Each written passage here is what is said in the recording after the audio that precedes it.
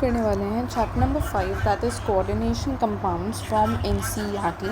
This is going to be a complete NCERT based video where I'm going to revise this complete chapter in a quick one. So without wasting any further ado, let's begin. सबसे पहले so we should know that there is a difference between a complex compound and a coordination compound. A complex compound is something where the transition metals form a large number of complex compounds, and complex compounds are those where metal atoms are bound to a number of anions or neutral molecules by the sharing of electrons. And दूसरी तरफ in the coordination compounds, these are basically the compounds which are different. They are actually compounds formed by the complex compounds. अब इस chapter को हम I will be covering it through the NCERT का format. And NCERT में जो topic है it starts with the Werner's theory of coordination compound. So I will be going along that only. So let's begin. So सबसे पहला topic है Werner's theory.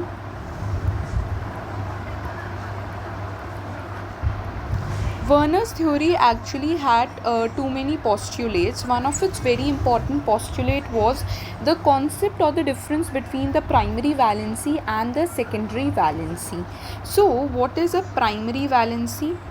So basically valency can be divided into two parts.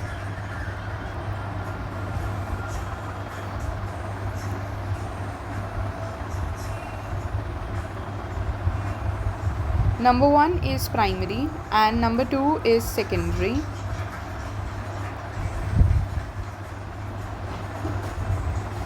For the primary valency, you just have to focus on the fact that all the binary compounds have the primary valency, for example 3, 2 or etc. And all the coordination compounds actually have the secondary valency, where the atoms within the square brackets form a single entity which does not dissociate under the reaction conditions.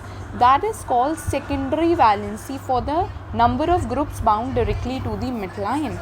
I just actually means to say that this is actually valid for the coordination compounds, and this is for the coordination compounds.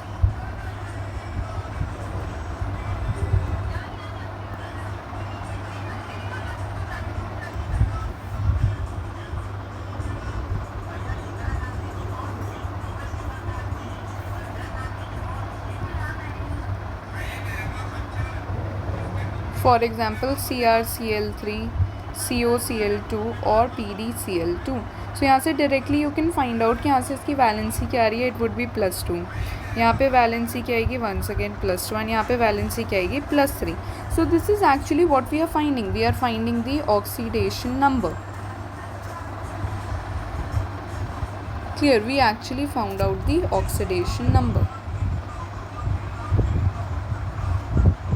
And यहाँ पे अगर हम coordination की बात करें तो for example we are talking about CONH3 6 3 + Cl- और we have COCl. अब यहाँ पे जब आप निकालोगे ना so there would be a complete different perspective जिसके थ्रू आप वैलेंसी निकालने वाले हो. यहाँ पे एक्चुअली जो आपकी वैलेंसी होगी that is going to be the coordination number. And what is the coordination number? Coordination number is the number of atoms which are within the square brackets and they do not dissociate under the action of a reaction.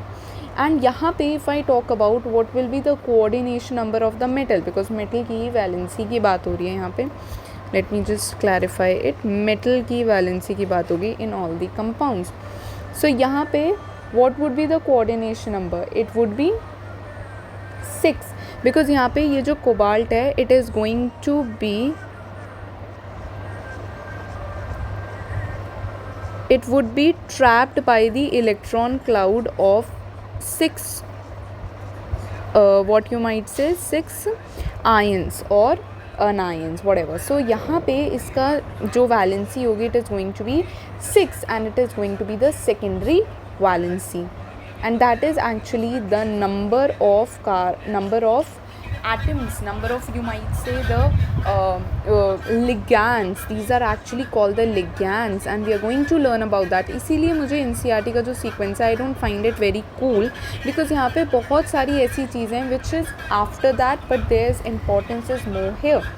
यहाँ पे the coordination is number is going to be +5 and अगर आपको coordination compounds में भी primary valency और secondary valency निकालनी हो तो आप कैसे निकालोगे? बाइनरी कंपाउंड्स ये जो होते हैं नॉर्मल कंपाउंड्स, इनमें कभी भी सेकेंडरी वैलेंसी एग्जिस्ट ही नहीं करेगी.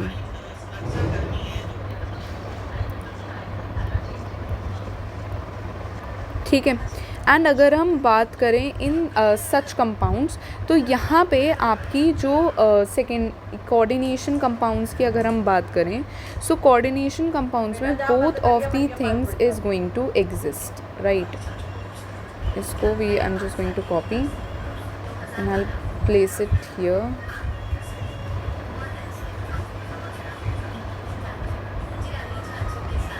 ठीक है. एंड आफ्टर दिस ये जो है ना, इसको we can split into further 2 types, primary and secondary. And इसमें एग्जांपल के लिए let me take this compound, इसको भी कॉपी करके ले आते हैं.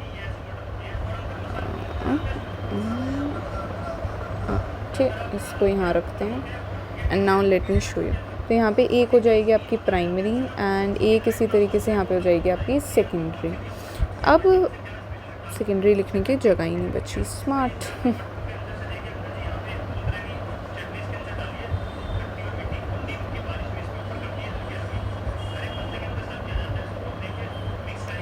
ठीक है.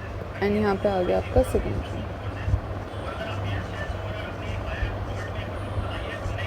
आई guess I should change this green colour to a lighter blue. अब जो प्राइमरी है that actually it is what, a primary is oxidation number, ये चीज़ आपको याद रखनी है. And secondary is the coordination number. Coordination number is the number of ligands which are actually you can say घेरोफाइंग the main metal, right. So ये चीज़ आपको ध्यान रखना है, oxidation number and coordination number. अब जो ऑक्सीडेशन नंबर होगा इस कंपाउंड का वो आप कैसे निकालोगे? It is COCl NH3 2+.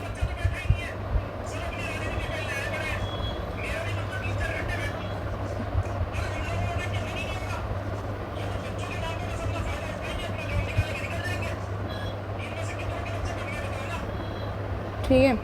तो यहाँ पे ऑक्सीडेशन नंबर निकालने के लिए we'll assume it as x. So x plus इसकी होगी -1. ये जो होता है इसका ऑक्सीडेशन नंबर एक्चुअली 0 होता है. So it is going to be 5 × 0. ये एक न्यूट्रल लिगैंड है एंड इसके ऊपर पूरा ऑक्सीडेशन स्टेट कितना है? +2 का है. सो इसको आप 2+ के इक्वल रख दीजिए. So it is going to be x 2 + 1. So it is going to be 1. So यहाँ पे कोबाल्ट का जो ऑक्सीडेशन नंबर है दैट इज़ 2 एंड यहाँ पे माइनस का बनता है इधर जाके प्लस का 1 बनता है. सो इट्स 2 नहीं, it's going to be 3.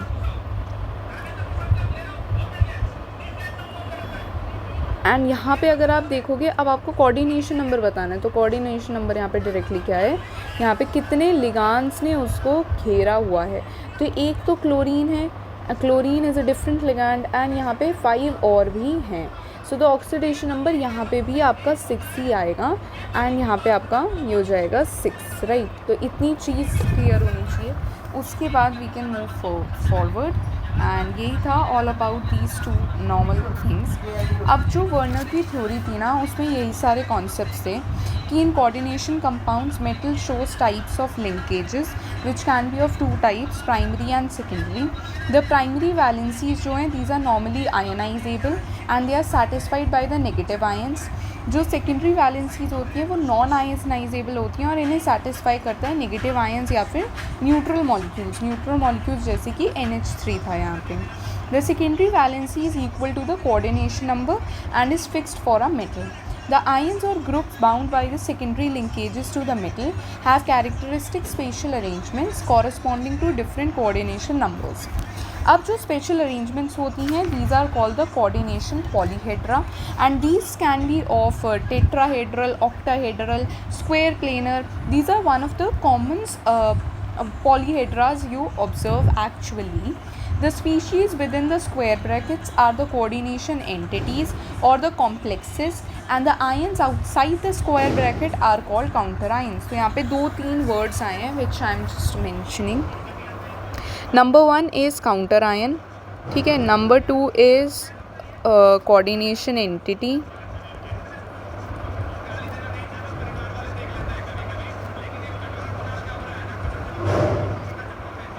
And number 3 is the coordination polyhedra.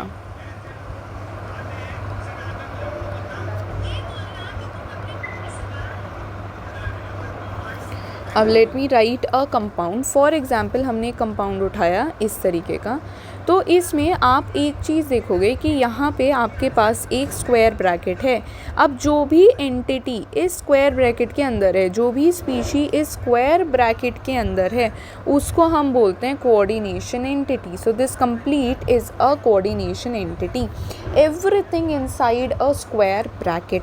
Counter ion क्या है? काउंटर आयन यहाँ क्या होगा? फॉर एग्जाम्पल इस 3+ दिस पॉजिटिव चार्ज को बैलेंस करने के लिए हम यहाँ पे क्लोरीन 3- यूज़ कर लेते हैं, so that the whole atom, whole this complete structure is what it is something, it is neutral. तो उसके लिए हम ये यूज़ कर लेते हैं, जिसको you can also write it as 3Cl-. अगर हम ये यूज़ कर लेते हैं, so what it is called, this ion is called the counter ion, which is used to balance out the species which is inside the square bracket. And what is a coordination polyhedra? Coordination polyhedra is the spatial arrangement of these ions. Let me show you. इस ion का coordination polyhedra क्या होगा? For example, this is cobalt.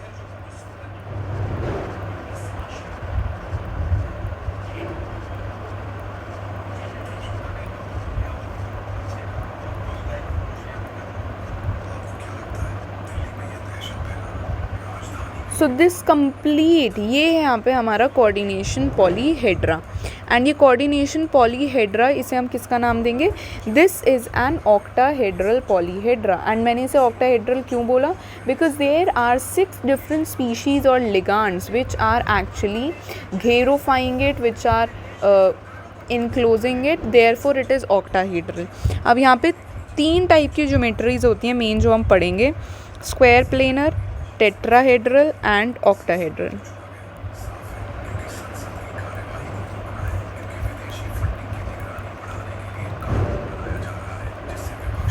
Clear? ये चीज़ें आपको याद रखनी है. And this was all about the first important thing which comes in this chapter. उसके बाद इस चैप्टर में आता है एक example, which example is very important and it is based on जो अभी तक हमने पढ़ा है. फॉर एग्जाम्पल एक आता है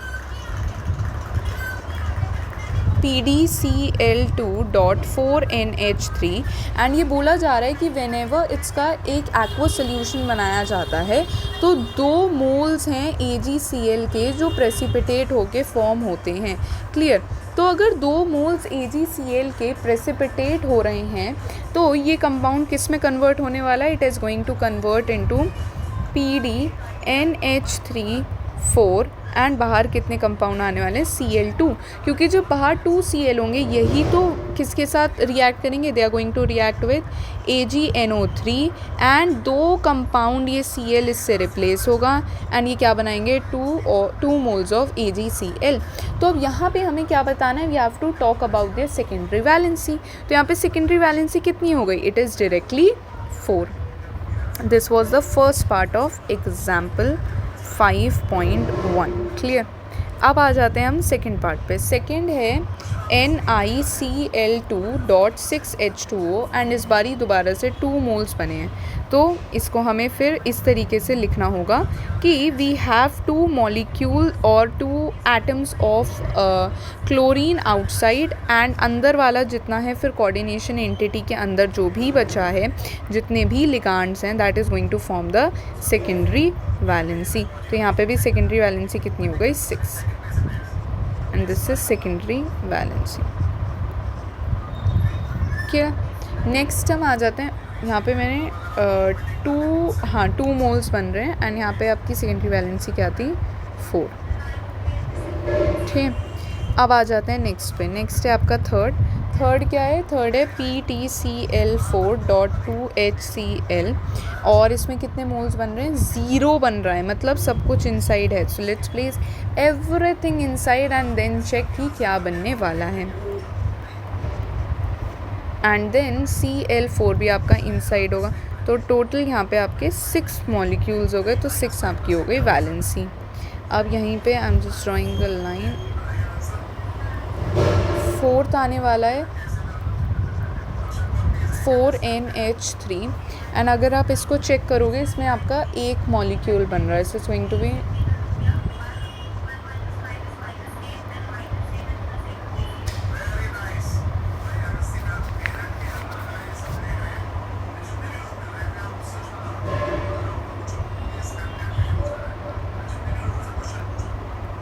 फिफ्थ।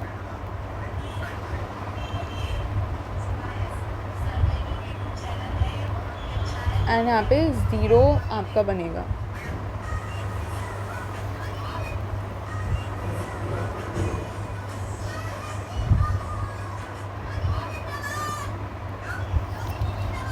विथ दिस हमारा ये पोर्शन भी फिनिश होता है, जहाँ पे वी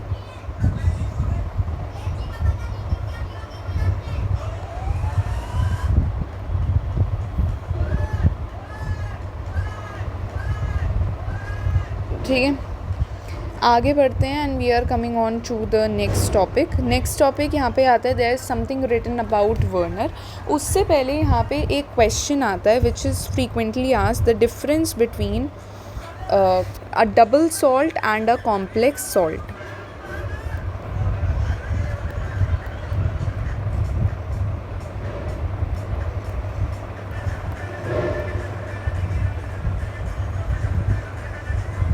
ठीक है, तो ये क्या होता है?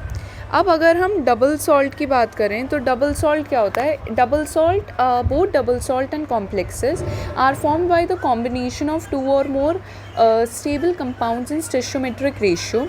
However, they differ in the fact कि जो डबल सॉल्ट होते हैं जैसे कि carnallite KCl, KCl.MgCl2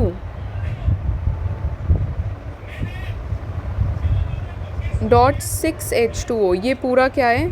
this is a carnallite, this is a carnallite.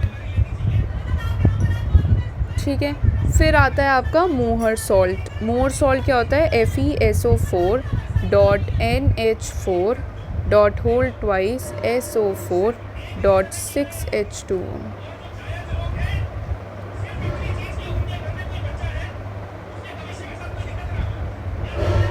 That is more salt. और क्या होता है? KaISO4 इसका नाम है potash alum.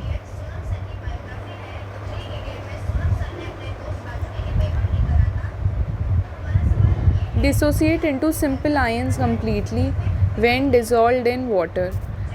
However, complex ions such as this do not dissociate. अब ये जो सारे कंपाउंड्स हैं इनको जब भी आप वाटर में डालोगे, whenever you are going to form aqueous solution of any of these compound, let us pick this. मैं इसको उठा के ले आई हूँ यहाँ पे। अरे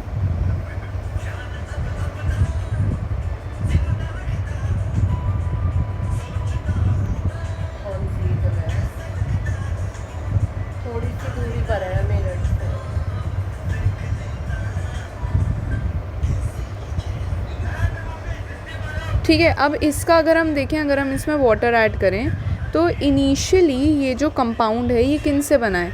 इसमें जब आप इसमें वाटर ऐड करोगे ना, it is going to give the test of all its compound, K+, Cl-, Mg+, इन सब का ही टेस्ट ये देगा जिनसे ये बना है, KCl + MgCl2 + है ना, इन दोनों कंपाउंड को मिला के ये कंपाउंड फॉर्म हुआ है, तो इन दोनों का ही टेस्ट ये बनने के बाद भी देगा।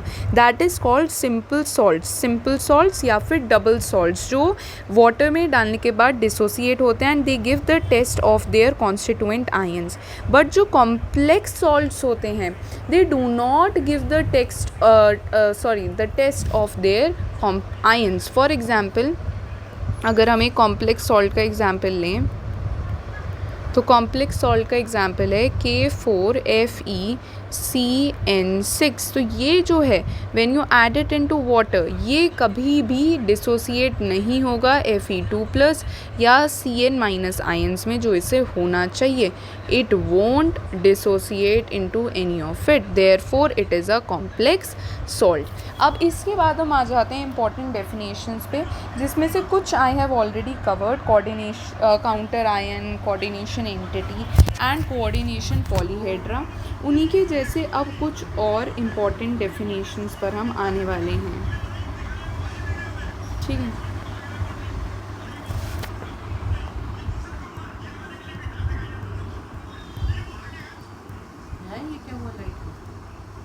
बहुत ही मंदी हो गई। इम्पॉर्टेंट डेफिनेशंस, सबसे पहला यहाँ आता है coordination entity, which constitutes a central metal ion or ion bonded to a fix number of ions or molecules. For example already discussed है, तो ये आपको याद रखना है कि coordination entity is basically the what you can say, it is the species which is written inside the square bracket. It constitutes of a central metal or any ion which is bonded to a fixed number of ions or molecules. For example, जब हम बात करते हैं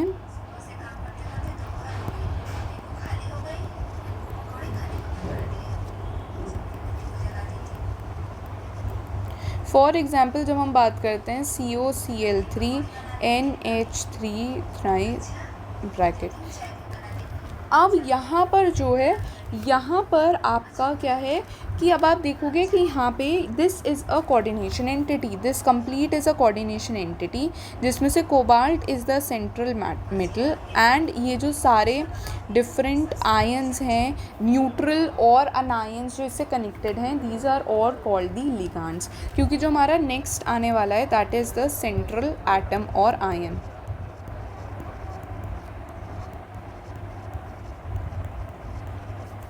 So what is a central atom or ion? It is basically that atom or ion to which a fixed number of ions or groups are bound in a definite geometrical arrangement around it.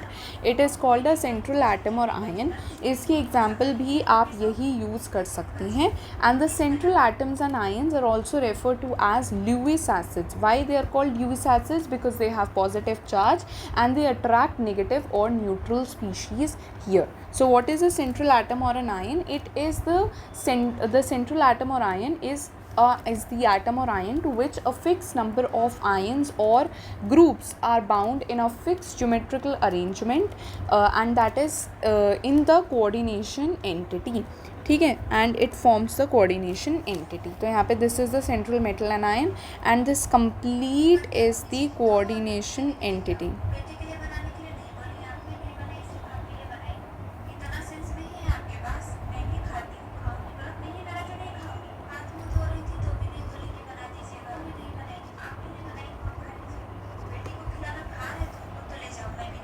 Next is ligands.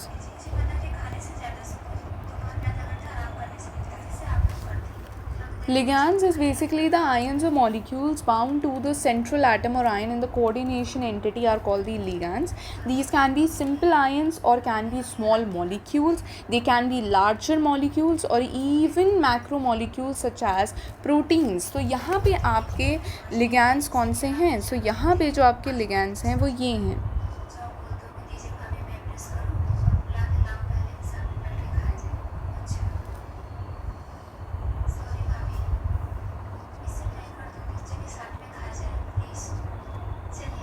जहाँ पे Cl जो है वो एक simple ion है and NH3 जो है वो एक स्मॉल ग्रुप है। इससे रिलेटेड क्या आ सकता है? इससे रिलेटेड लार्जर मॉलिक्यूल्स भी कनेक्ट हो सकते हैं, जैसे कि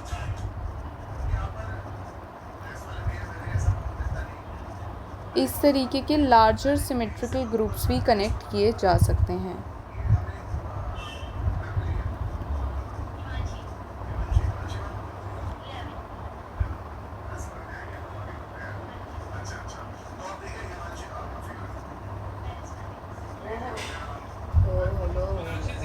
और इवन मैक्रोमोलिक्यूल्स भी कनेक्ट किए जा सकते हैं लिगांड के तौर पर।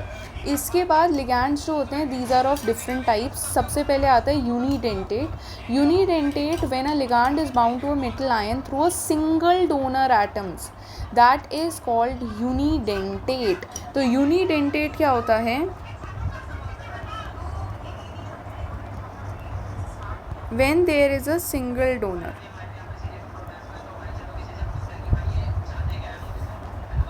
ठीक है। दूसरा है when a ligand can bind through two donor atoms such as ethane 1,2 diamine. इसका जो नाम है वो बता देती हूँ, इसका नाम है इथेन 1,2 डायामीन, जो नेम करना भी आसान था।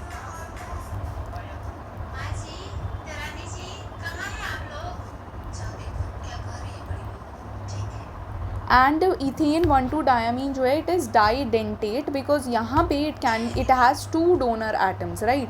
Because if you will form it CH2 तो एक N यहाँ से आपका डोनेट कर सकता है, एक यहाँ से आप डोनेट कर सकते हो, राइट? और या फिर इसका एक और सिंपलर एग्जांपल मैं आपको दूँ तो C2O4 2-। ठीक है। तो यहाँ पे we have actually two oxygens which can donate, this is oxalate ion and these both are example of bidentate.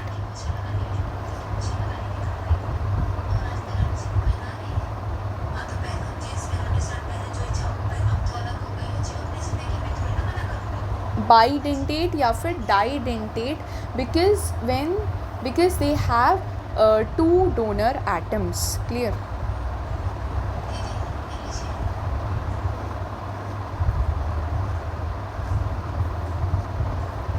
And इसमें आप एक यहाँ निकाल सकते हो polydentate when you have several donor atoms.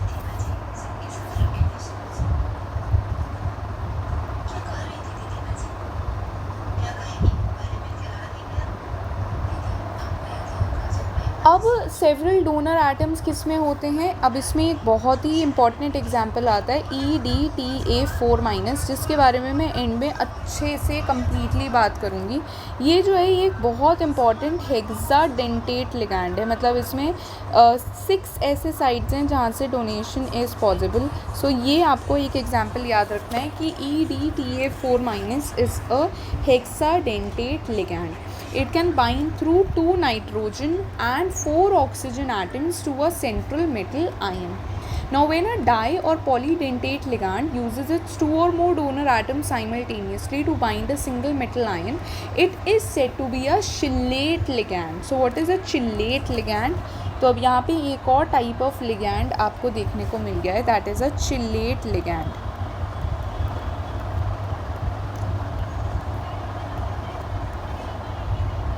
ठीक है.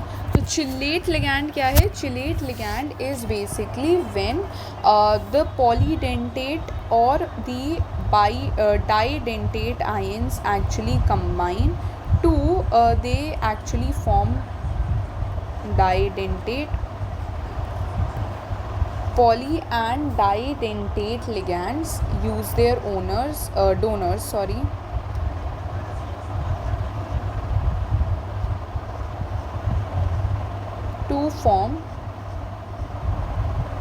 to bind a single atom.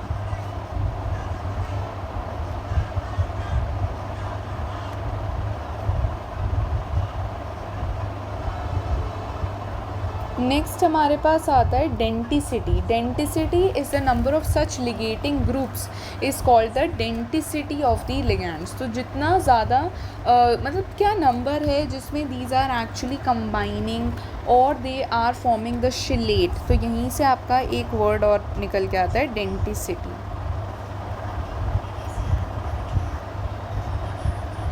और डेंटिसिटी के बाद such complexes are called chelate complexes which tend to be more stable than similar complexes containing unidentate ligand which has two different donor atoms and either of the two ligates in the complex is called ambidendate. Ambidendate is basically those ligands which has two different donor atoms, for example in NO2 minus, SCN minus, जो दो तरीके से आप क्या कर सकते हैं, they can actually donate. तो यहीं पे एक आपका और टाइप ऑफ आ गया एम्बीडेंटेट लिगैंड.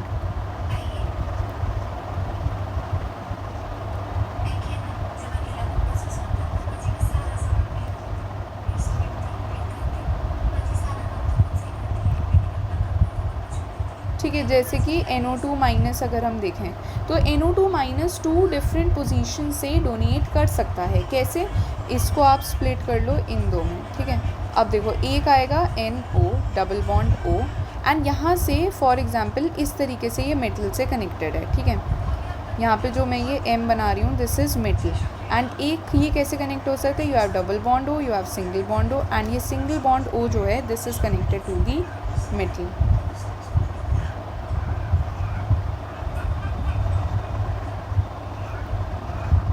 तो जब ये इस तरीके से कनेक्ट होगा तो इसको हम बोलते हैं nitrito. This you are going to study in IUPAC कि नाइट्रीटो कैसे बना. This is nitrito N and this is nitrito O. जिससे ये कनेक्टेड है उसको हम आगे लिख देते हैं. इसी में एक और एग्जाम्पल आता है साइनाइडो का. ठीक है, थायोसाइनाइड का एक्चुअली. तो थायोसाइनाइड का कैसे लिखते हैं, for example it is SCN.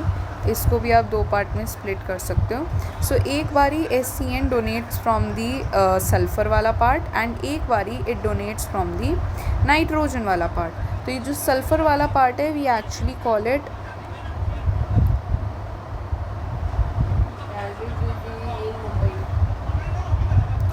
Is called thiocyanate S and this is called thiocyanate N. Clear, ये एम्बीडेंटेट लिगैंड है एंड इस टाइप के ये कुछ important definitions I have cleared them out. Right, अब इसके बाद हम बात करने वाले हैं about next thing which is going to be coordination number, जिसके बारे में ऑलरेडी मैं बात कर चुकी हूँ. It is the number of the metal ions in a complex or in the coordination entity. The coordination number of a metal ion in a complex can be defined as the number of ligand or the donor atoms to which the metal is directly bonded. That is a coordination number, as simple as that. It is important to note here that coordination number of the central atom or ion is determined only by the number of sigma bonds formed by the ligand with the central atom or ion. Pi bonds, if formed between the ligand and the central atom, are not counted for this purpose. Remember that.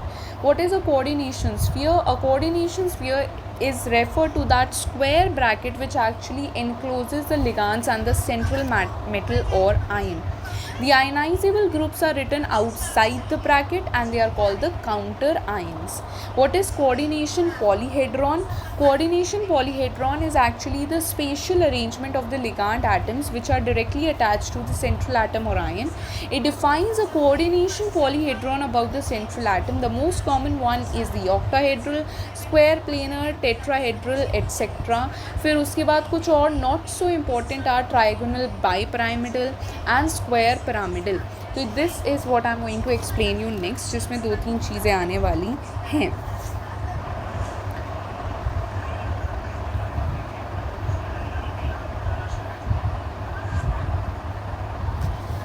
ठीक है, अब इसमें हमारे पास क्या करना था, हमें coordination number, जो actually it's very much clear कि कोऑर्डिनेशन नंबर में अगर हम कोई फॉर एग्जांपल मैं फिर से कोई एग्जांपल लूँ, जैसे कि यहाँ पे मैं एग्जांपल लेती हूँ FeCN 6 4 माइनस का, एंड इस 4 माइनस को बैलेंस करने के लिए यहाँ पे Cl4 प्लस, नहीं प्लस कैसे यूज़ होगा, ये एक माइनस का है तो हमें एक पॉजिटिव स्पीशी बाहर लेनी पड़ेगी.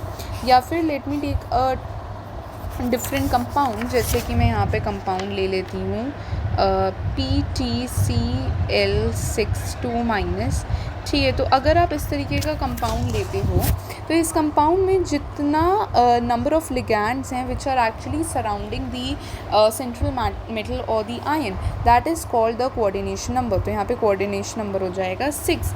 एंड यहाँ पे हम हमेशा कंसिडर करते हैं only sigma bonds, and pi bonds are not considered if they are making any. अब अगर हम इसकी बात करें, सो this is the coordination number and यहाँ पे what is a coordination sphere? Coordination sphere is the bracket, the square bracket which is actually enclosing the coordination entity inside it, the central metal, the ligands, everything. That is the coordination number. This is the coordination entity, this bracket, coordination sphere. And यहाँ पे जो counter ion है, what is the counter ion? The counter ion is actually, अगर मैं example लूँ ये FeCN6 4 minus का, and यहाँ पे काउंटर आयन है K4+. सो यहाँ पे this is the counter ion which is actually balancing the complex.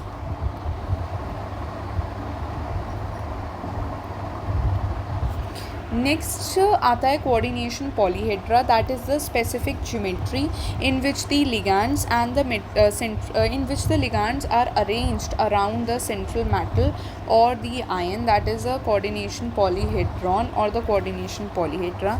These can be of many types, जैसे कि I just start making it. तो सबसे पहले आता है मेटल एंड उससे वी आर कनेक्टिंग दी,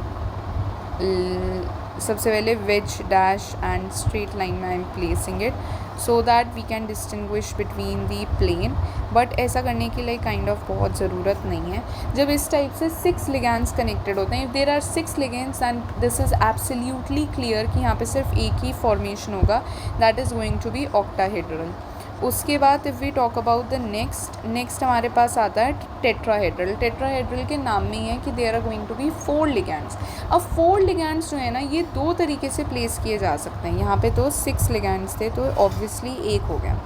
अब जो 4 लिगैंड्स हैं उनको प्लेस करने की उनकी ज्योमेट्री 2 तरीके से होती है, एंड सिमिलरली 5 लिगैंड्स की भी हम 2 तरीके से डिस्टिंग्विश करेंगे.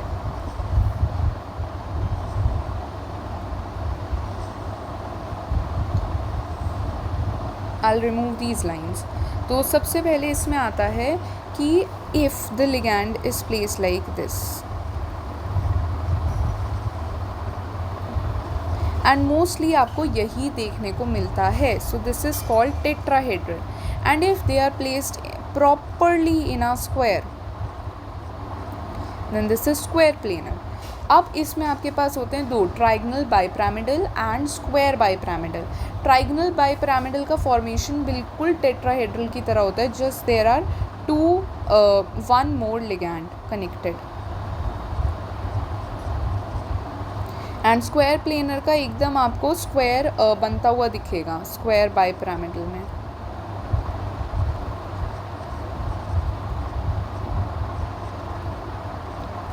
क्लियर?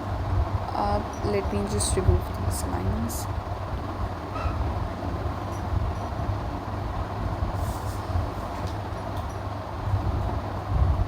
अब ये यहाँ पे हो गया आपका tetrahedral. This is square planar. This is trigonal bipyramidal.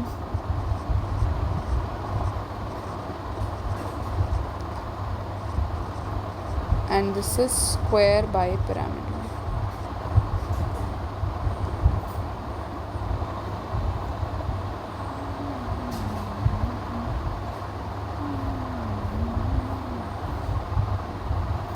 ठीक है.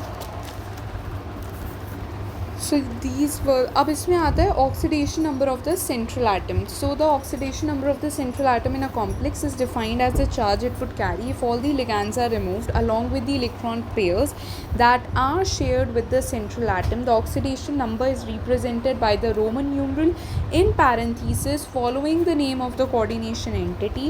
So जैसे कि यहाँ पे आपका क्या होगा, अगर मैं यहाँ पे आपको ऑक्सीडेशन नंबर बताना चाहूँ,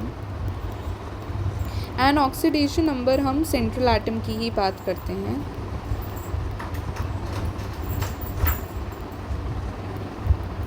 ठीक है, अब जैसे इस कंपाउंड में अगर हम बात करें फॉर प्लैटिनम, तो प्लैटिनम की अगर हम x मानते हैं, सो x प्लस 6 इंटू -1, क्योंकि Cl का -1 होता है, it is balance by -2 outside. So x is equals to -2 plus 6, तो x हो गया 4 का प्लस. तो इसका मतलब है कि प्लैटिनम का जो ऑक्सीडेशन नंबर है of the central atom that is 4 plus. So we are going to represent platinum as this, लिख भी सकते हैं, राइट. एंड अगर हम यहीं पे इसी तरीके से हम Fe का भी निकाल सकते हैं. Fe का अगर आप देखो it is 4 minus and Cn का इज़ -1, सो -6 उधर जाएगा, +6 -4 2 आएगा. सो Fe का होने वाला है 2 +2. ठीक है, अब हम आ जाते हैं next, that is homoleptic and heteroleptic complexes. So complexes in which a metal is bound to only one kind of donor is called homoleptic, and जिसमें there are more than one kind of donors it is called heteroleptic. So homoleptic and heteroleptic.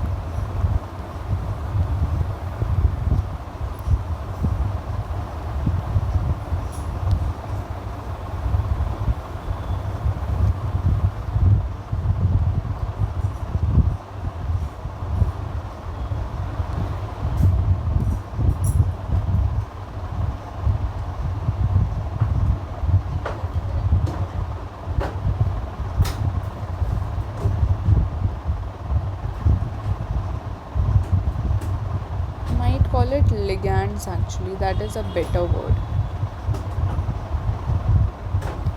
और example यहाँ पे आ सकता है CONH3 3+. ठीक है, and अगर हम हेट्रोलेप्टिक की बात करें तो example can be CONH3.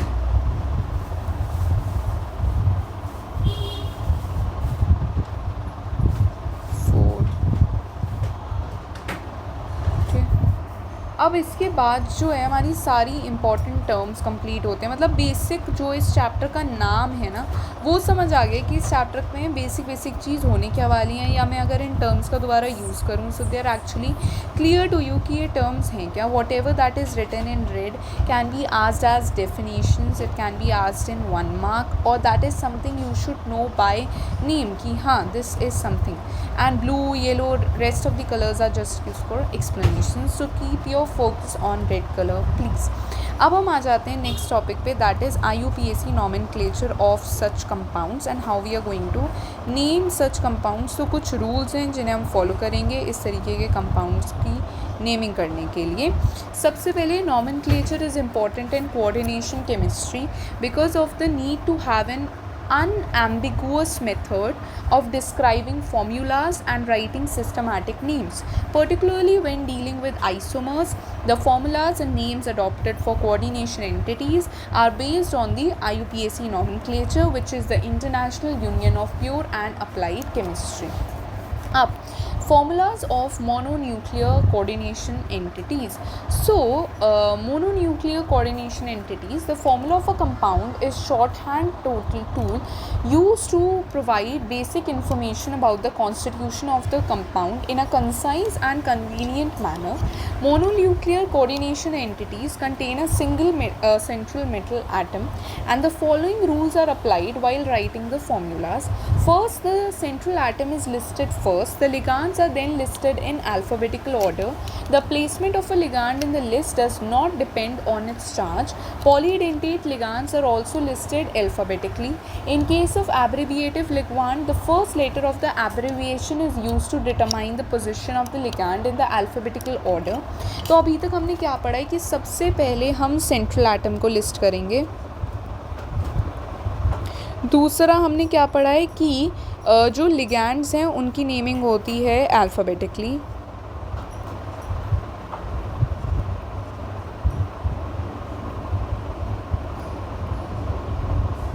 Next क्या है, the formula of the entire coordination entity whether charged और not is enclosed in square brackets.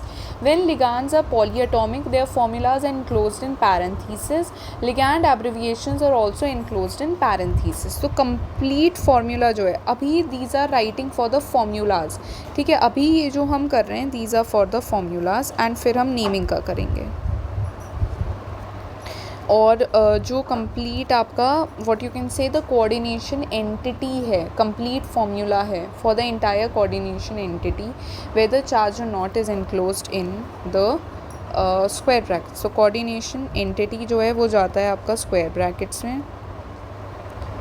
And इसी के बीच में आपका जो भी कोई लिगैंड है विच इज़ पॉलीडेंटेट, ठीक है, वो आपका जाता है पैरेंथेसिस में. even the abbreviations, ठीक है.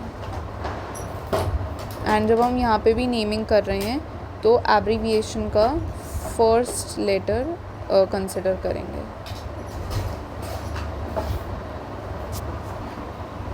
नेक्स्ट क्या है, there should be no space between the ligands and the metal within a coordination sphere. When the formula of a charge coordination entity is to be written without that of a counter ion, the charge is indicated outside the square brackets as the right superscript with the number before the sign. ठीक है. And then the charge of the cation is balanced by the charge of the anions. तो मतलब basics है कि फिर हम cation को balance कर देंगे anion से. अब I am just trying to find some example जो हम साथ ही साथ इसके साथ प्रैक्टिस कर सकें and then we move to the naming, because naming is completely different thing. तो इसीलिए I am picking up example number 5.2 directly after it, क्योंकि वो कम्प्लीटली इसी चीज़ पे बेस्ड है. We have the formulas written, we have the names written and we have to form the formulas. तो सबसे पहला जो ए पार्ट है that is tetra amine aqua chlorido cobalt 3 chloride. अब इसकी नेमिंग करने के लिए ना आपको नेम्स पढ़ने आने चाहिए. तो उसके लिए आई एम टेलिंग यू कि पहले हम नेम्स कैसे करते हैं, राइट. सो बुक के फॉर्मेट से ही चलते हैं एंड पहले लेट्स स्टडी कि हम नेमिंग भी कैसे करने वाले हैं. So the names of the coordination compounds are derived by following the principles of additive nomenclature.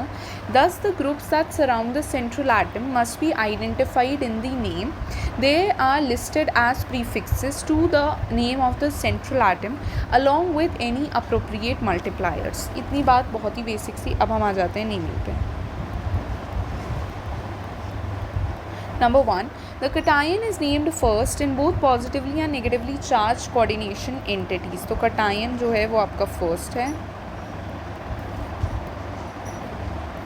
उसके बाद सेकेंड यहाँ पे क्या आता है, the ligands are named in an alphabetical order before the name of the central atom or ion. So the procedure is reversed from writing the formula. तो इसके बाद secondly name ligands alphabetically.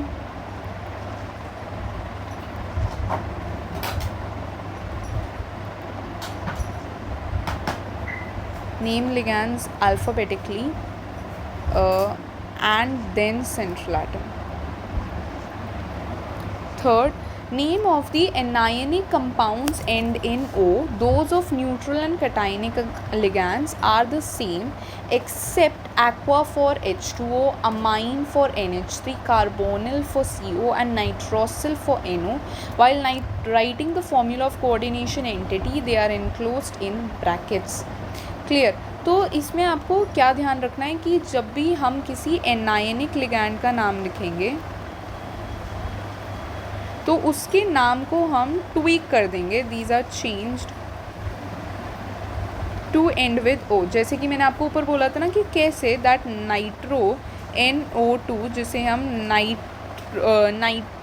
Nitro बोलते हैं, right, we called it nitro, yes, and इसको we have tweaked it to nitrito. Actually इसे हम nitro नहीं बोलते हैं, इसे हम नाइट्राइट बोलते हैं. This is nitrite right? This is nitrite, and is nitrite को we have tweaked to nitrito. So this is one of the examples to it. Clear? I'll just put it small here.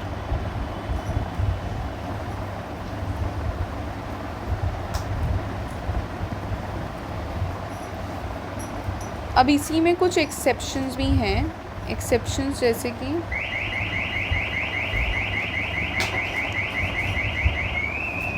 जो H2O है it always remains aqua. CO जो है it always remains carbonyl. And उसके बाद जो आपका NH2 है it remains amine. NH3 is amine and NH2 is amine which converts to amino, but amine remains amine. Clear? And उसके बाद even NO जो है वो आपका हमेशा नाइट्रोसिल ही रहता है without being an anionic ligand और anything like that. Next we move on to the fourth point जो है prefixes like mono, di, tri etcetera use to indicate the number of the individual ligands in the coordination entity. So di, tri, mono ये सब हम use करते हैं for ligands. And if the ligand itself has the numerical prefix in it, right? If ligand has di, tri, etc. prefix in its name,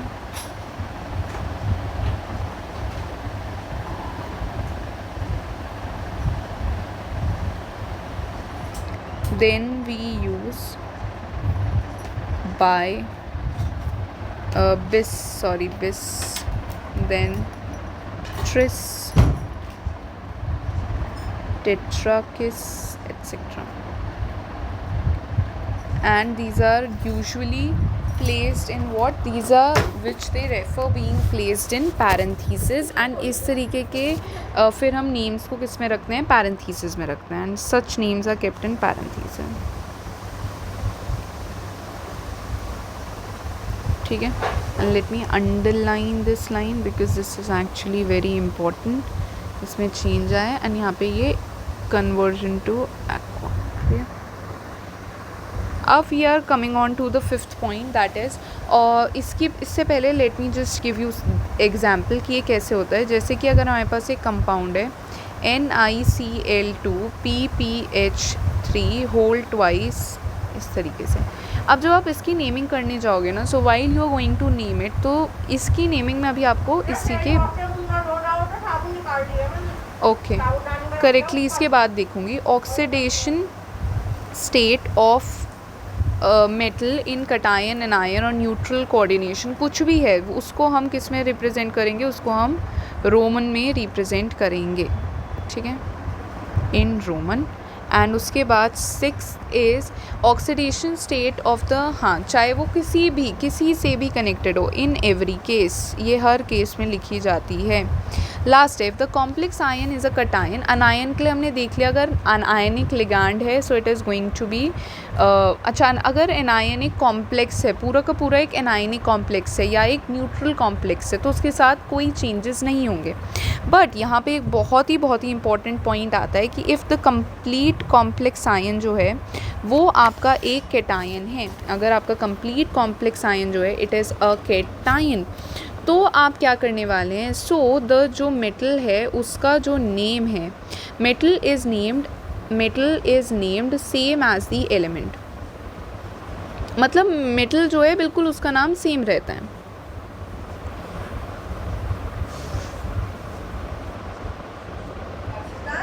या named same as the element. And अगर हम complex ion की बात करें, if this complex ion is an anion, अगर ये anion है तो हम यहाँ पे एक सफिक्स ऐड करेंगे which is going to be 8 to the metals name.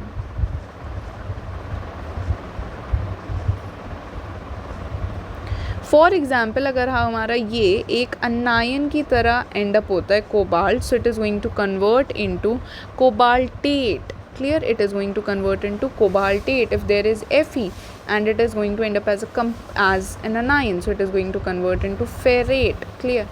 तो ये कुछ चीज़ें हैं which you should no and these are the important namings. The neutral complex molecule is named similar to that of a cation. ठीक है, तो cation के साथ साथ यहाँ पे आप न्यूट्रल भी ऐड कर लो.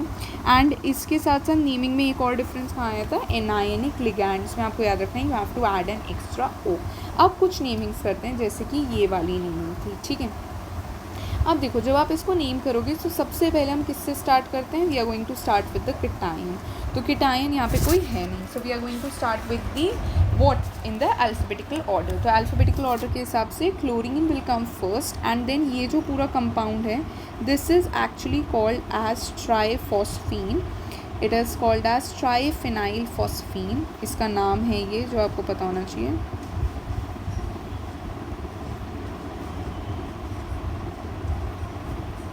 ये पूरा इसका नाम है. तो अब you are going to start as, इसकी नेमिंग कहाँ से स्टार्ट होगी, डाईक्लोराइडो. क्लोराइडो क्यों, क्योंकि एक अनायन है, so it is going to have chlorido. So it's going to be dichlorido. अब यहाँ पे क्योंकि इसके नाम में ऑलरेडी प्रीफिक्स है, so we are going to add bis for 2. Then इसका नाम आएगा पैरेंथीसिस में ट्राइफिनाइल फॉस्फीन. और उसके बाद निकल, बिकॉज ये न्यूट्रल है तो ओनली निकल. और उसके साथ हम इसका ऑक्सीडेशन स्टेट लिखेंगे. ऑक्सीडेशन स्टेट यहाँ से दिख रहा है कि ये 2 था माइनस का, फिर यहाँ पे इसके आगे 2 लगा है, लेकिन ये न्यूट्रल है, ये माइनस को 2 से बैलेंस करेगा प्लस का 2. So it is going to be nickel 2. So it's डाईक्लोराइडो बिस ट्राइफॉस्फीन निकल 2. ये पेज जो है this is extremely important page, क्योंकि IUPAC नॉमेनक्लेचर से क्वेश्चन आना is compulsory. It will be asked in MCQs, case study as a half mark और 1 mark, it will be there. So you are just securing your marks even for JEE and even for class 12. So just connect. अब इसके बाद कुछ और examples practice करते हैं जो book में एज एग्जाम्पल्स नहीं है. These are just as a theory समझाने के लिए. I am going to use them as practicing some examples. जैसे कि पहला है क्रोमियम NH3 और TriH2. अभी आप क्लियरली देख सकते हो कि ये हेट्रोलेप्टिक कंपाउंड्स हैं, बिकॉज इसमें काफ़ी सारे लिगैंड्स यूज़ हुए हैं. अब एक चीज़ और मैं यहाँ मेंशन करना चाहूँगी कि whatever that is written outside the coordination sphere is named as it is. Even if there is a 3, you are not going to write trichloride, it is just going to remain chloride. Clear. अब इसकी naming करते हैं. सबसे पहले we will start with the ligand. Aqua A पहले आएगा and then we'll have NH3 which is double M वाला amine. Got it. And क्योंकि ये एमाइन है, it is going to have no O at its end, no change in its name. So let's start with tri aqua, tri amine double M वाला. Then we are going to have the metal or the central atoms name, that is chromium. क्या हमें इसे convert करने की ज़रूरत है, tell me. यहाँ पे बाहर एनायन है, तो ये जो पूरा है ये एक कटायनिक लिगांड है. एंड अगर ये कटायनिक लिगांड है so its name is going to remain the same, chromium. अब इसके साथ इसका ऑक्सीडेशन स्टेट क्या होगा, क्लोरीन 3 माइनस, तो बैलेंस करेगा 3 प्लस, क्योंकि अंदर के दोनों न्यूट्रल हैं. So it is going to be 3 and उसके साथ आएगा chlorine. I hope so I have made this super simple. एक और प्रैक्टिस करके I just show you. COH2N CH2 CH2NH2 and then we have coordination entity closes at 3, we have a 2 outside and then we have SO4 whole thrice. So actually ये जो 2 बाहर है इसका अपने आप में कोई significance ऐड नहीं होगा in the naming of our compound. and the tough it is seeming, it is not that tough. let me show you. ये जो पूरा compound है ना, ये है जो आपको सिर्फ और सिर्फ टफ़ दिख रहा है, बट ये इतना टफ़ है नहीं. कैसे, ये पूरा का पूरा इसका नाम मैं आपको ऑलरेडी बता चुकी हूँ पहले. एंड इवन अगर आपको पहले नाम आपको याद नहीं है, आप जिस वीडियो को रिवाइंड करें, लेट मी शो यू. मैंने ये आपको ऑलरेडी बता चुकी हूँ इसका नाम when I was teaching you about the different kinds of ligand. And is one of the bidentate ligand which is called ethane one two diamine. अगर आपको नाम नहीं भी याद आता है, you know the normal IUPAC naming जो हम ऑलरेडी 11th में सीख कर आए हैं, तो आप उससे भी इसे नेम कर सकते हो. CH2 यहाँ पे NH2 कनेक्टेड है विच इज़ अमीन, यहाँ पे भी आपका फंक्शनल ग्रुप कनेक्टेड है अमीन. अब ये इस तरीके से इसकी नेमिंग होगी. तो it is clear, ethane 1,2 diamine. Clear? तो यहीं से आप you are going to just pick up this name from here and यहाँ पे डायमीन आ रहा है तो ऑलरेडी यहाँ पे एक प्रीफिक्स यूज़ हो रहा है, so we are going to use the different prefixes, that is bis, tris, tetrakis, that is what we are going to use here. Let me just paste it here. इसको हम यहाँ ले आएंगे and यहाँ पे बाहर लगेगा एंड ई पहले आएगा एंड और को तो कोई लिगैंड ही नहीं है, तो ये एक होमोलेप्टिक है, ये आपको ध्यान रख सकते हैं। इट्स अ होमोलेप्टिक मॉलिक्यूल या होमोलेप्टिक कंपाउंड। सो यहाँ पे आएगा बाहर ट्रिस एंड यहाँ पे जो कोबाल्ट है ये जो है this is going to be minus, ये आप देख सकते हो सल्फ़र जो है 3 कंपाउंड है, सल्फ़र के 2 माइनस का उनका वो होता है, तो it's going to be 6 minus and जो आपका इथेन 1,2 डायमीन है, इसका अपना कोई स्टेट नहीं होता, यहाँ पे हमारे पास 2 ऑलरेडी है बाहर। लेट मी, मैं अभी आपको ऑक्सीडेशन स्टेट ढंग से बता दूँगी, इतना ज़्यादा हवे में भी नहीं बताऊँगी। ठीक है, सो यहाँ पे it is going to be cobalt and cobalt is going to remain as cobalt, yes, because ये क्या है, ये कैटायनिक है, बिकॉज बाहर जो लगा है, बाहर एक एनायन लगा है, so the compound is cationic and cationic में कोई भी मेटल में चेंज नहीं आता है। गो rule by rule.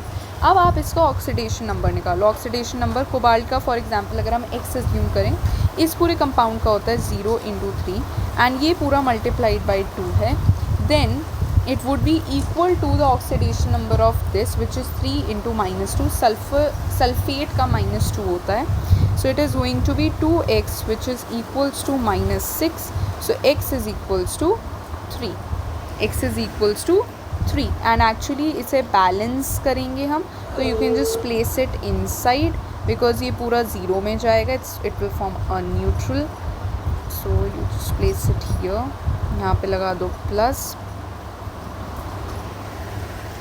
so it's going to be 2x - 6 is equals to 0, so x is equals to plus का 3, so कोबाल्ट 3 एंड बाहर आएगा सल्फेट। क्लियर? अब हम आ जाते हैं अपने नेक्स्ट एग्जाम्पल पे। नेक्स्ट एग्जाम्पल है AgNH3 whole twice AgCN2 twice. अब इसको हम कैसे नेम करेंगे, यहाँ पे देयर इज़ 2 कॉम्प्लेक्स कंपाउंड। ठीक है, अब हम एक एक करके इन दोनों को अलग अलग नेम करने वाले हैं। तो सबसे पहले ये तो है हमारा डबल एम वाला amine, so it is going to be diamine and यहाँ पे जो है it is a neutral ligand, neutral compound and यहाँ पे जो है इट इज़ अ, यहाँ पे क्या है, यहाँ पे क्या है, एक्सप्लेन मी, यहाँ पे this is a negative ion and this is going to be an anionic compound, ये पूरा का पूरा एक एनायन बनेगा, right?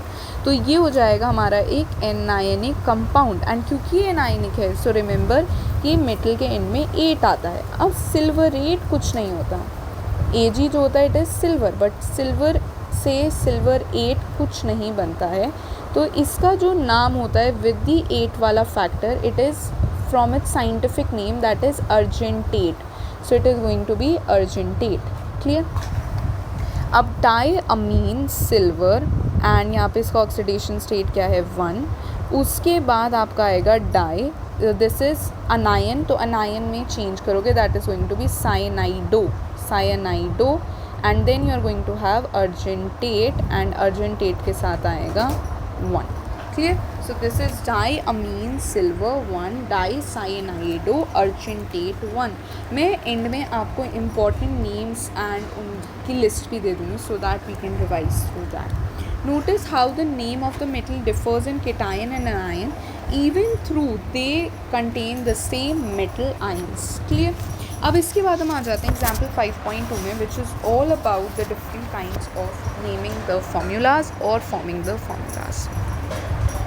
So these 2 pages are extremely important. ठीक है, एग्जाम्पल 5.2। सो एग्जाम्पल 5.2 में सबसे पहले you have to give the formulas. So आपको नेम गिवन है, फॉर एग्जाम्पल सबसे पहले गिवन है tetra amine, I am just writing it अलग अलग करके, ठीक है। फिर गिवन है एक्वा मतलब एक ही होगा, फिर गिवन है क्लोराइडो, ठीक है, फिर गिवन है कोबाल्ट 3 उसका ऑक्सीडेशन स्टेट है, एंड फिर गिवन है क्लोराइड। अब हमें कोबाल्ट को इस तरीके से इन सबको लिखना है कि cobalt has a +3 oxidation state, ठीक है। अब हम इसको नेम करते हैं, तो सबसे पहले यू विल हैव सबसे पहले you will start with the central atom जो हमने पढ़ा है, उसके बाद अल्फ़ाबेटिकल, उसके बाद the ligands in their alphabetical order. तो सबसे पहले amine which is going to be NH3 फिर आएगा एक्वा दैट इज़ H2O, बिल्कुल जैसे लिखा है, एंड उसके बाद क्लोराइडो दैट इज़ Cl, एंड उसके बाद आएगा क्लोरीन। अब क्लोरीन पे 2 आएगा, 3 आएगा, 4 आएगा, वो तो हमें पता नहीं, वो कैसे पता चलेगा? Through its oxidation state. अब इस ऑक्सीडेशन स्टेट को बैलेंस करने के लिए यहाँ पे क्या आना चाहिए? तो अगर हम इसको x मान लेते हैं तो इसका तो 0 ही हो जाएगा, इसका भी 0 हो जाएगा, एंड इसका हमारे पास सिर्फ क्या रहेगा? -1, ठीक है। और हमें कोबाल्ट का ऑक्सीडेशन स्टेट क्या चाहिए? 3।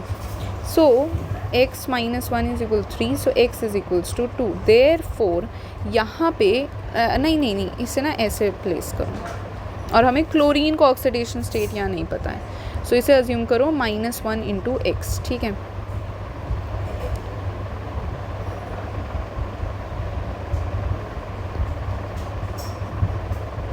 एंड ये हमें पता है it is 3, so it is 2 - 1 - x actually 2 - x is 0, so x = 2, clear. तो देयरफॉर यहाँ पे क्या आएगा? 2। ये हो गया हमारा complete formula. I hope so ये क्लियर होगा, ठीक है। नेक्स्ट हम सेकंड पार्ट पे आ जाते हैं। सेकंड है पोटाशियम। पोटाशियम बाहर गिवन है, मतलब ये सबसे पहले, फिर आएगा tetra hydroxido. Let me tell you कि ये कहाँ से आया है। यू हैव OH- को आप क्या लिखते हो? You write as ate hydroxide. अब क्योंकि ये एनायन है तो इसके एंड में O आएगा, that therefore it forms hydroxido, clear. उसके बाद क्या लिखा है? जिंकेट, मतलब ये एक एनायनिक कॉम्प्लेक्स है, एंड 2, ठीक है। तो लेट्स राइट इट। सो सबसे पहले पोटेशियम के, अब इसके ऊपर क्या आएगा वो हमें नहीं पता, वो हमें इस 2 से पता चलेगा। उसके बाद आएगा जिंकेट सबसे पहले, फिर आएगा tetra hydroxide, so it is going to be OH- का 4, क्लियर। ये है हमारा, एंड ये कोऑर्डिनेशन पेयर प्रॉपरली बनाएंगे इन द स्क्वायर ब्रैकेट्स। अब हम ज़रा चेक करेंगे, तो ये है हमारा 2 में, तो 2 एंड इट इज़ एक्चुअली -2। आपको पता होता है कि जिंकेट जो होता है वो -2 में है, ठीक है। उसके बाद जिंक +2, फिर आएगा -4, क्योंकि इसमें -1 oxidation state and it's going to be equal to, इस पे ऑक्सीडेशन स्टेट यूजुअली +1 होती है मल्टीप्लाइड बाई x। तो ओहो x, अरे या, and it's going to have an x equals to 0, so it is -2 plus x is equals to 0, it's going to be x equals 2, and यहाँ पे आपका आ जाएगा K2. This is actually your name of the compound.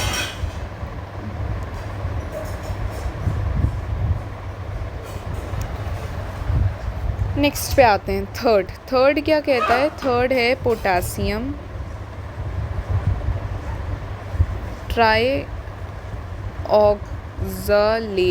ऑक्ज़लेटो aluminate 3। अब यहाँ पे भी let me explain you one thing कि ये ऑक्ज़लेटो कहाँ से आया है। So we have oxalate ion which is C2O4 2-, ठीक है। एंड इस क्योंकि ये एनायनिक है तो देयरफॉर इसके एंड में एक O ऐड होगा, ठीक है। तो therefore it forms oxalato. I am explaining you everything in very detail, please don't forget to hit that subscribe button, please do that. So potassium that is going to be K from this oxalato C2O4 2- and it's going to be 3। सबसे पहले aluminium रखेंगे and इस तरीके से compound बनेगा। Aluminium हमें पता है इट इज़ इन +3, फिर ये जो है दिस इज़ इन -6 एंड यहाँ पे it is going to be +x, it's 0, so x is equals to 3, so यहाँ पे it is going to be K 3AlC2O4 2 minus 3. I hope so I have made this super simple for you, and if that's so, please don't forget to hit that subscribe button. When you have once written it, this minus should be written just for your convenience. Don't mention the charges here. It's just for your convenience. You can mention that and later on delete that. Clear. अब हम आ जाते हैं next part पे, that is your fourth part. ये मैं थोड़ा सा जल्दी करूँगी.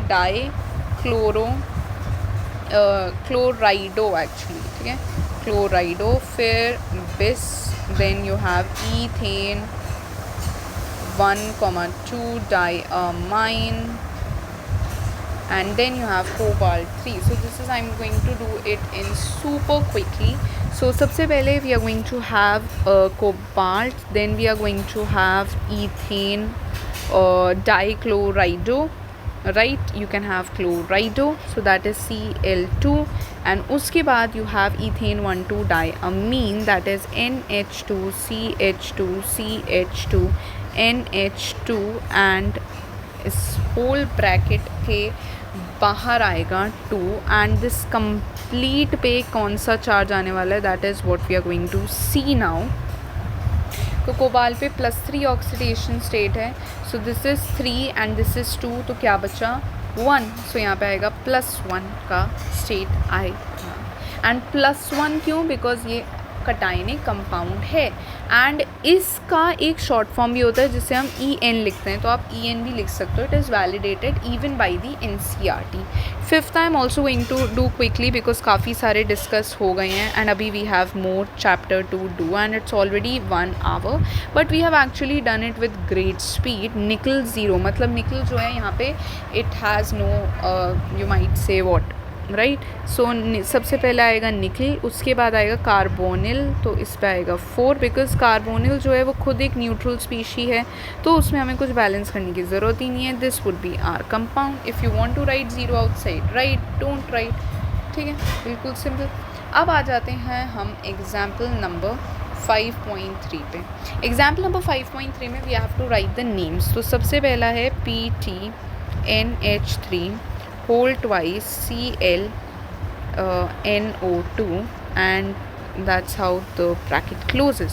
तो सबसे पहले you will start with the ligand and alphabetical order में. सबसे पहले NH3 2 है, तो NH3 जो होता है that is amine,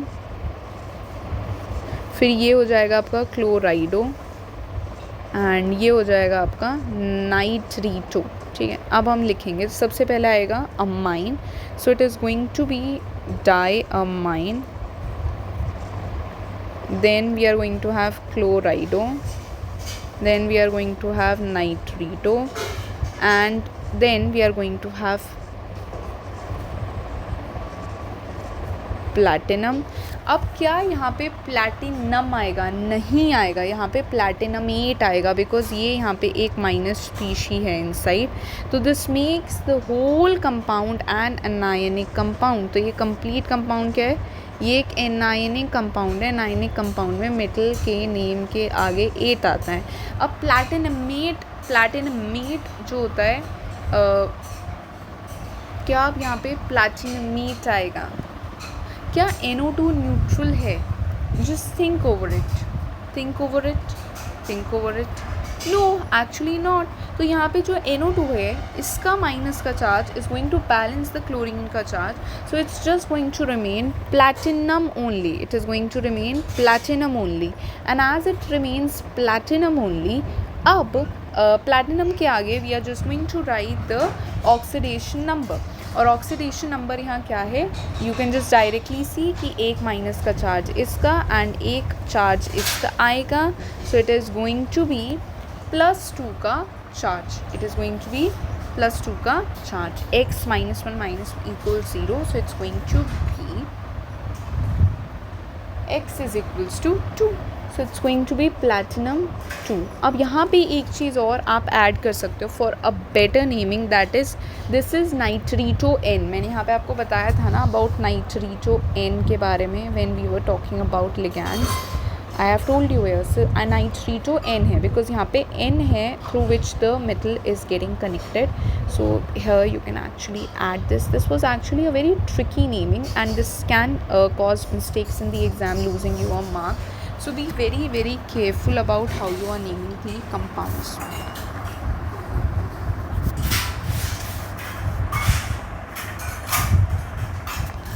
अब इसी के बाद we are having the next जो है K3CrC2O43. ठीक है, अब देखो इसे कैसे नेम करेंगे. सो सबसे पहले तो आपको ये पता होना चाहिए कि क्योंकि बाहर आपका एक कीटायन कनेक्टेड है तो अंदर वाला जो कंपाउंड है इट इज़ एन एनायन की तरह ये एक्ट कर रहा है, एक एनायनिक कॉम्प्लेक्स की तरह एक्ट कर रहा है. सो सबसे पहले तो it is going to be potassium. उसके बाद we are going to have the ligands name. So it is oxalate which is trioxalato. And chromium का oxidation state is going to be 3 and chromium is going to convert into chromate, is going to be chromate 3. third में अगर हम बात करें so we are having cobalt NH35, then we are having CO3 which is carbonate actually, and then the compound closes and we have Cl.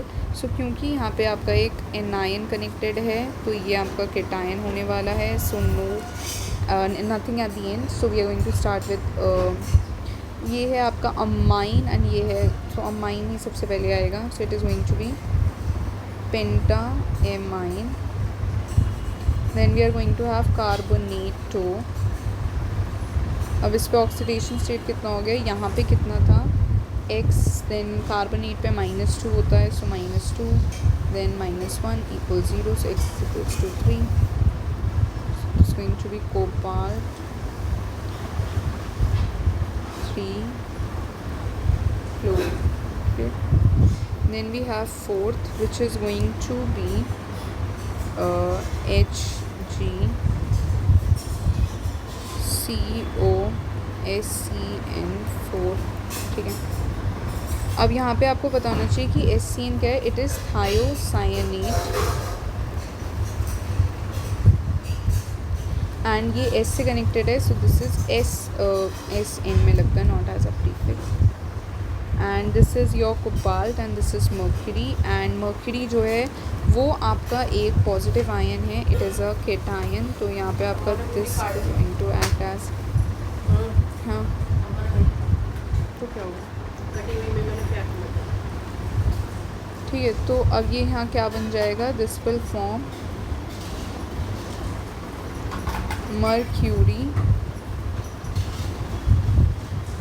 अच्छा, इसके आगे भी they have added the oxidation state. You can add that mercury 1. Then we have tetra thiocyanato S, then cobalt 3. clear? This is how you're going to name the compounds. अब यहाँ पे कुछ in-text questions भी हैं जो मैं साथ के साथ लेने वाली हूँ. And with that I'm going to end the first part of this lecture. The second part of this lecture is going to be about isomerism. Isomerism is a vast topic. It has its own questions which we are going to do.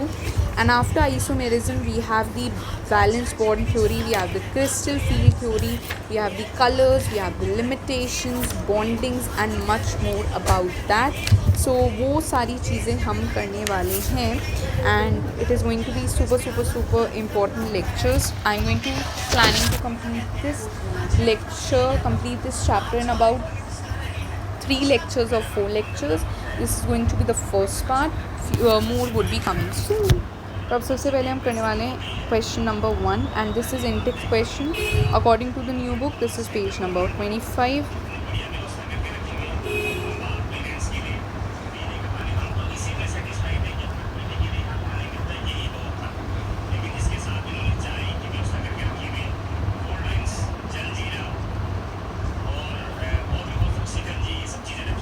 Tetra amine ये अलग है, फिर है die aqua, फिर हमारे पास है cobalt, we have 3 and then we have chloride.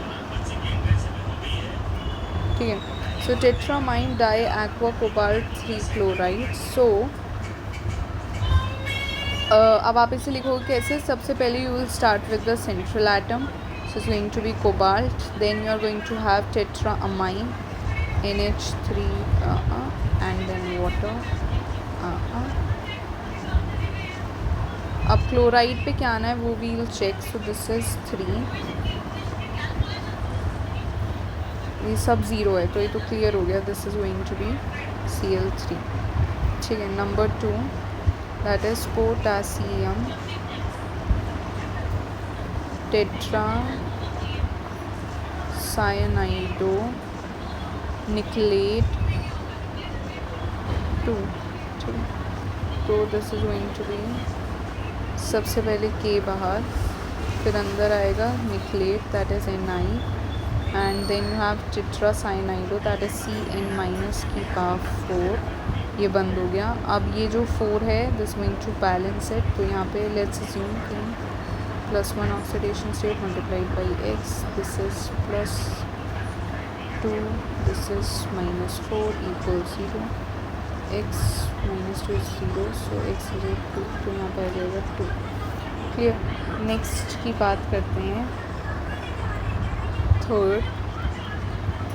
Third is tris ethane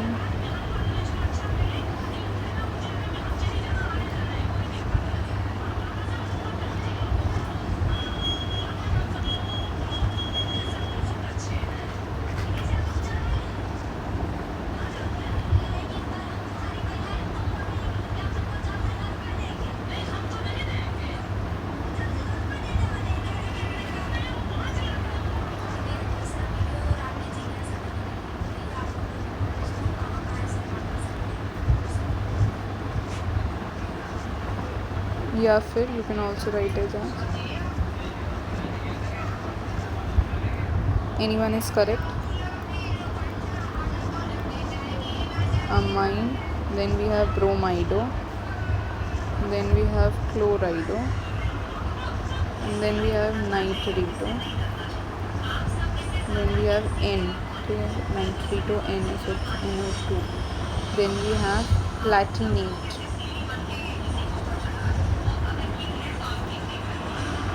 Clear. So it's going to be platinum NH3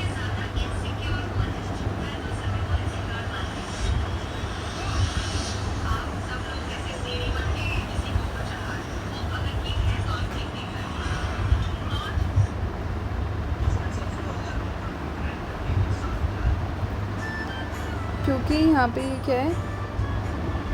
ठीक है. प्लैटिनेट 2 में है. अब इस 2 को how it is verified. It is verified bye all these things, right. अब हमें पता है NO2 जो है वो एक एनायनिक लिगांड है. It has a -1 charge. यहाँ पर भी आपके पास एक -1 चार्ज एंड यहाँ पे भी आपके पास एक -1 चार्ज एंड ये आपका न्यूट्रल चार्ज होता है.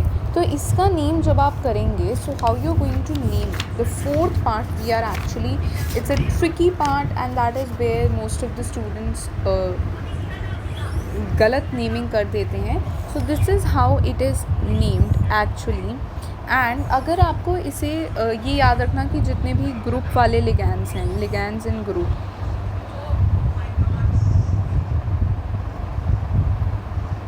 Are represented in parenthesis.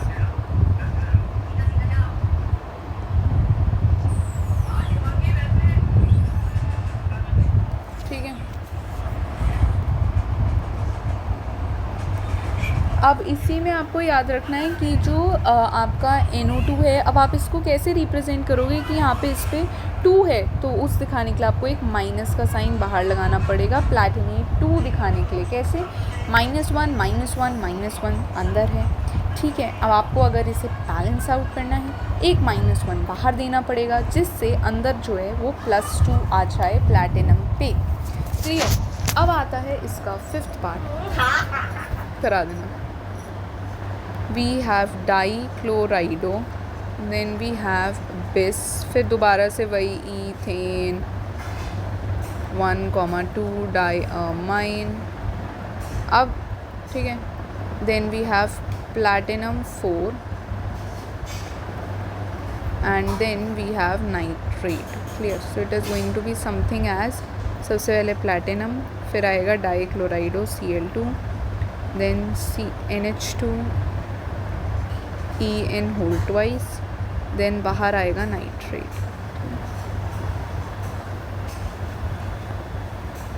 अब हम आ जाते हैं 6th पार्ट पे, दैट इज़ आयरन।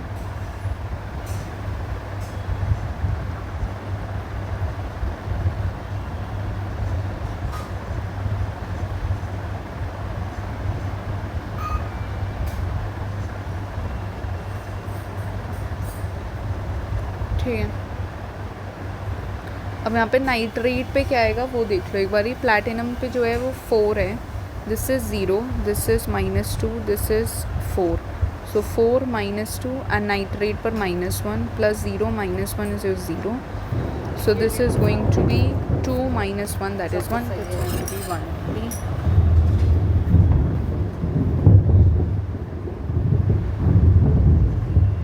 0, सो 2 - 0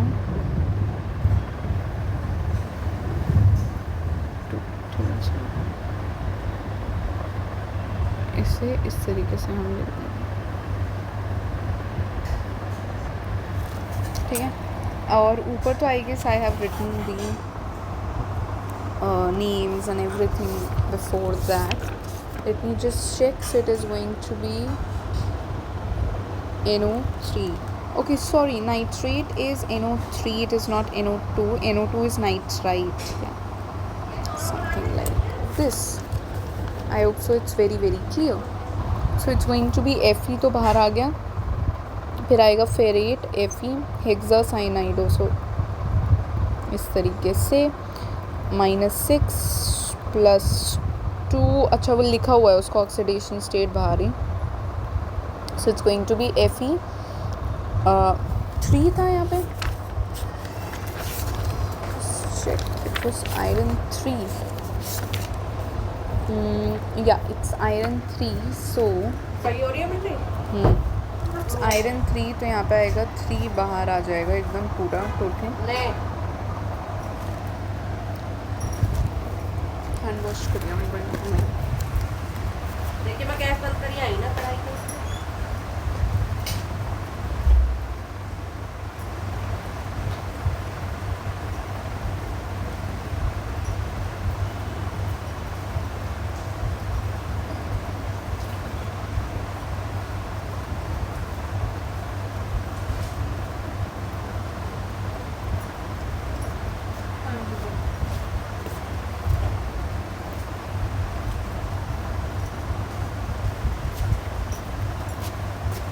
ये भी आपने बोली है आज, मतलब आज तो सारा खाना इन्होंने आपसे